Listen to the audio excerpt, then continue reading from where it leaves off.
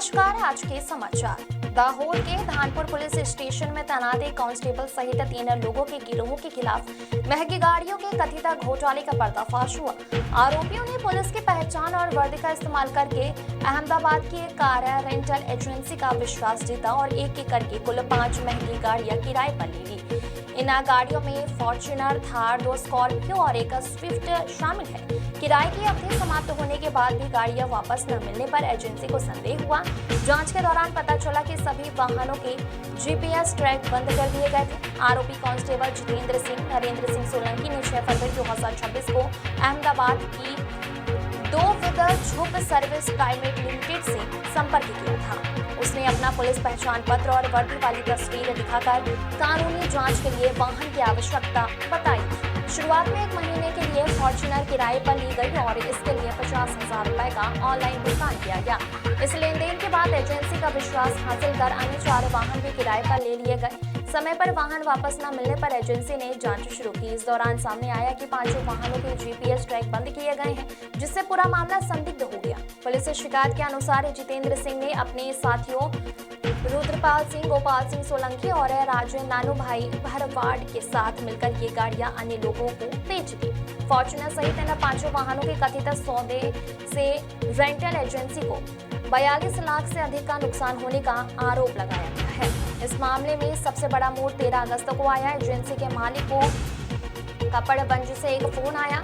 Phone करने वाले व्यक्ति ने बताया, आपकी एजेंसी की फॉर्च्यूनर जितेंद्र सिंह सोलंकी ने मुझे 10 लाख में बेची है। यह जानकारी मिलते ही एजेंसी संचालक के होश उड़ गए। इसके बाद दाहोद पुलिस से संपर्क किया गया। जांच आगे बढ़ने पर धानपुर के कांस्टेबल समेत 3 लोगों की संलिप्तता सामने आई। इस मामले में दाहोद डिवीजन पुलिस स्टेशन में मामला दर्ज कर लिया गया है। पीएसआई आयु सुरती ने शिकायत दर्ज कर आरोपियों को पकड़ने के लिए आगे की जांच शुरू की। दाहोद जिले में मानसून की बुआई के बाद फिलहाल फसलों को खाद की सख्त जरूरत है। ऐसे में खेती के लिए बेहद महत्वपूर्ण यूरिया खाद की भारी किल्लत पैदा होने से किसानों की हालत दयनीय हो गई है। दाहोद एपीएमसी स्थित खाद डिपो पर यूरिया खाद पाने के लिए किसानों की भारी भीड़ देखने को मिल रही है। ग्रामीण इलाकों से आने वाले किसान खाद मिलने की उम्मीद में देर रात से ही एपीएमसी पहुंचकर कतारों में बैठ जाते हैं। इसके बावजूद कई किसानों को दिन के अंत में भी खाद नहीं मिल पाती है। स्थानीय किसानों के अनुसार कुछ किसान पिछले 2 से 3 दिनों से लगातार चक्कर काट रहे हैं, लेकिन उन्हें पर्याप्त मात्रा में खाद नहीं मिल रही है।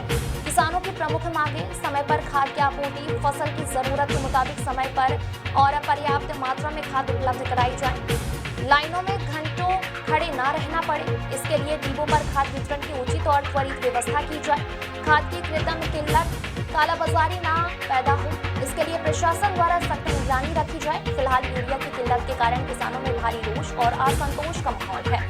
सभी किसान एक स्वर में मांग कर रहे हैं कि प्रशासन तुरंत पर्याप्त मात्रा में खाद आवंटित कर इस समस्या का जल्द से जल्द समाधान करे। दाहोद स्थित एंजल प्ले स्कूल द्वारा 15 अगस्त स्वतंत्रता दिवस के अवसर पर राष्ट्रीय पर्व का बहुत ही धूमधाम और हर्षोल्लास के साथ भव्य आयोजन किया गया। कार्यक्रम के दौरान प्ले स्कूल के छोटे छोटे बच्चों ने बड़े उत्साह के साथ भाग लिया। बच्चों ने देश की विविधता में एकता को दर्शाने वाली अलग अलग राज्यों की वेशभूषा जैसे कि गुजराती, मराठी, बंगाली और राजस्थानी पहनावा धारण कर सभी का ध्यान आकर्षित किया। इसके अलावा मां भारती, महात्मा गांधी, लाल बहादुर शास्त्री, इंदिरा गांधी, नरेंद्र भाई मोदी जैसे महान नेताओं और देश की रक्षा करने वाले सैनिकों, फौजियों के रूप में सज धज कर नन्हे मुन्नों ने देशभक्ति का सुंदर वातावरण निर्मित किया। उल्लास के इस अवसर पर स्कूल के बच्चों को दाहोद स्थित ब्लाइंड वेलफेयर स्कूल के भ्रमण पर ले जाया गया। वहां स्कूल के बच्चों द्वारा दिव्यांग बच्चों को तिरंगा झंडा और मिठाइयां बांटी गई। छोटे छोटे बच्चों द्वारा सामाजिक उत्तरदायित्व और प्रेम भाव के साथ की गई यह उत्सव की प्रस्तुति अद्भुत और यादगार बन गई। एंजल प्ले स्कूल के इस सराहनीय और प्रेरणादायक कार्यक्रम की पूरी टीम दाहोद निवासियों ने जमकर सराहना की। नीलम सेठ की